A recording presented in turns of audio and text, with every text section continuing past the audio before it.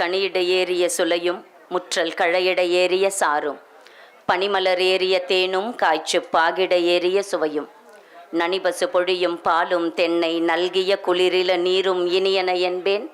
எனினும் தமிழை என் உயிர் என்பேன்.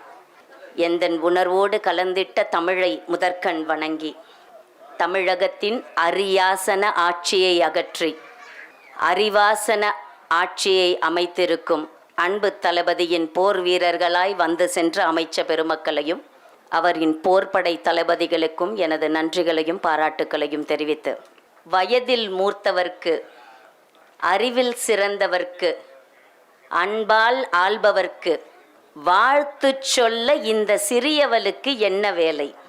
மருத்துவர் மகுடமுடிக்கு வாழ்த்துரை வழங்க இந்த சிறியவளுக்கு இந்த இடம் தகுதியானதா அப்படிங்கிற ஒரு கேள்வி எல்லாருக்குள்ளாரையும் இருக்கும். ஆனால் இங்கே நான் நிற்கிறது இந்த அறிவாசனம் அப்படிங்கிற புத்தகத்தில் மருத்துவர் மகுடமுடியின் ஆசிரியராக சொற்களாக இருக்குல்ல, இதையெல்லாம் அவர் வாயின் வழியாக வார்த்தைகளால் கேட்ட உதாரணம் நான். இதில் இருக்கக்கூடிய அந்த 23 அத்தியாயங்களையும் என் வாழ்க்கையின் ஒவ்வொரு படியிலும் அத்தியாயங்களாய் வாழ்க்கை குறிப்புகளாய் கேட்டிருக்கிறவன் நான். எனக்கு ஒரு 5 வயசு இருக்கும், 5லேருந்து 6 வயசு இருக்கும்னு நினைக்கிறேன். எங்கள் அப்பா கடத்தூர்ன்ற ஒரு கிராமத்தில் இருந்து என்னை கச்சராயப்பாளையத்தில் ஒரு பள்ளிக்கு கூட்டிகிட்டு போகிறாரு. போகும்போது அங்கே ஒரு வீடு இருக்குது. அந்த வீட்டை காட்டி என்கிட்ட சொன்ன ஒரு வார்த்தை, அதுதான் நான் முதலில் என் தந்தையிடம் இருந்து கேட்ட அறிவுரை. இந்த வீடு தான் டாக்டர் மகுடமுடியோட வீடு. அவர் தந்தையின் பெயரை மறந்து, அவர் தாயின் பெயரை மறந்து டாக்டர் மகுடமுடியோட வீடுன்னு நான் எப்படி உனக்கு காட்டுறேனோ அதே மாதிரி நாளை என் வீட்டை காட்டி உன் வீடுன்னு சொல்லணும்னு எங்கள் அப்பா சொன்ன முதல் அறிவுரைக்கு சொந்தக்காரர் டாக்டர் மகுடமுடி. அதுதான் என் முதல் இது. இந்த முதல் அத்தியாயம் அதை பற்றித்தான் பேசுகிறது. 2வது அத்தியாயம் எனக்கு ஒரு 6வது 7வது படிச்சுட்டு இருப்பேன்னு நினைக்கிறேன். ஏதோ சாதிக்கணும்னு எனக்குள்ளார எங்கள் அப்பா விதைச்சிட்டாருங்கிறது மட்டும் எனக்கு தெரியும். அதற்கு டாக்டர் மகுடமுடியை காட்டிட்டாருன்னு எனக்கு தெரியும்.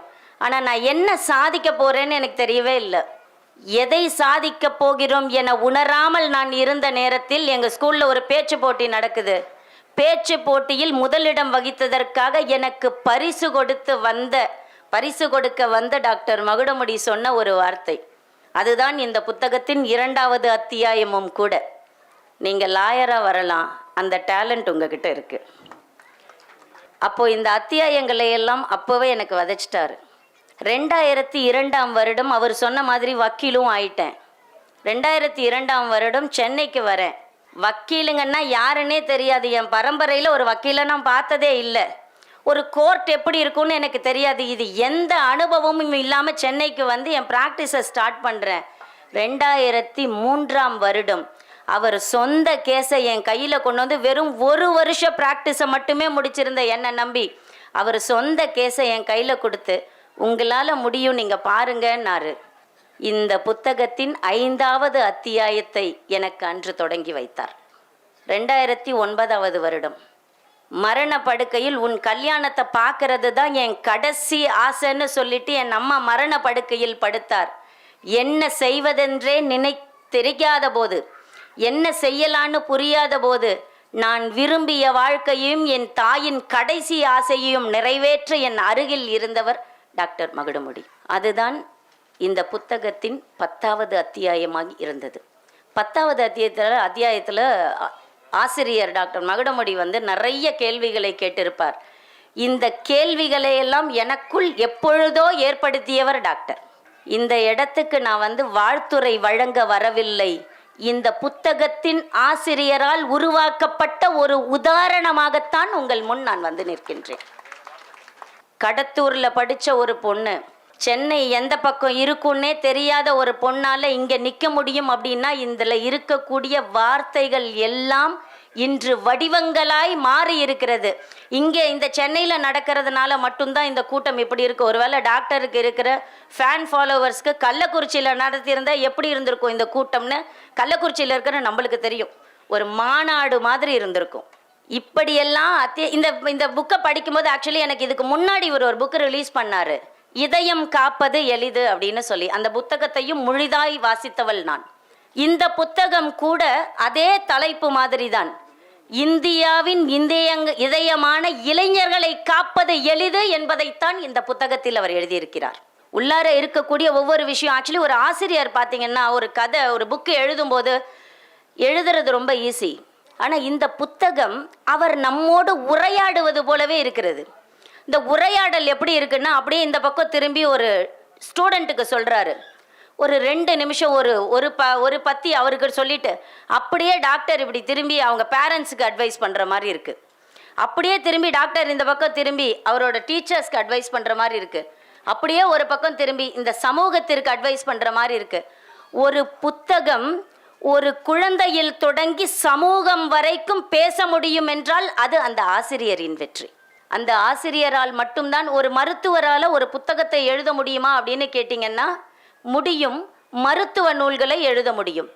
ஆனால் ஒரு மருத்துவரால் இப்படி ஒரு சமூக சிந்தனையுடன் கூடிய புத்தகத்தை எழுத முடியுமான்னா அது டாக்டர் மகுடமுடியால் மட்டும்தான் முடியும்.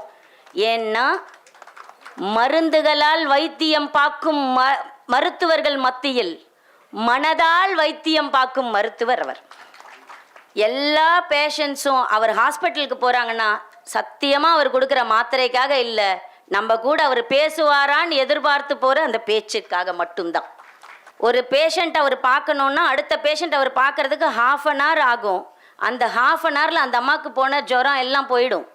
ஏன்னா இவர் பேசியே அதை சரி பண்ணிடுவார். அப்போ அந்த அனுபவம் தான் அவரை இப்படி ஒரு புத்தகம் எழுத வைத்திருப்பதாக நான் நினைக்கிறேன்.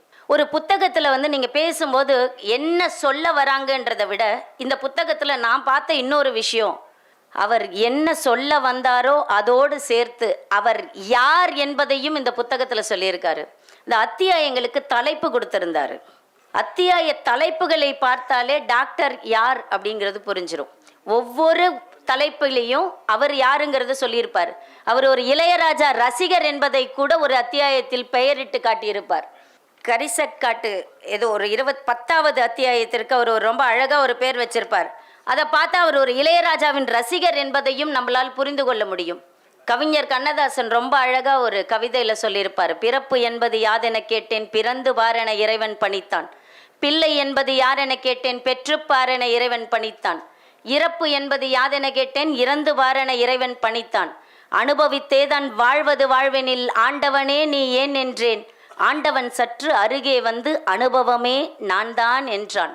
அப்படி ஒரு மருத்துவராய், ஒரு கல்வியாளராய், ஒரு தாத்தாவாக, ஒரு அப்பாவாக, ஒரு அன்பு சகோதரனாக, ஒரு ஆசிரியனாக அவர் கற்ற கல்வியை எல்லாம், அவர் பெற்ற அனுபவங்களை எல்லாம் ஒரு நூலாக நமக்கு தொகுத்து வழங்கி இருக்கிறார்.